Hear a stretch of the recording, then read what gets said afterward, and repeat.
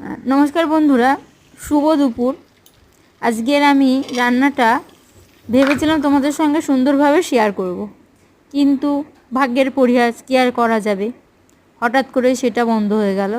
কেন বন্ধ হলো আমি তোমাদেরকে বলছি। আমার শ্বশুরবাড়িটা বা বাবার বাড়ি যাই বলো না কেন, আমরা এমন একটা জায়গায় থাকি, পরিবেশটা গ্রাম্য, কিন্তু দু পা এগোলেই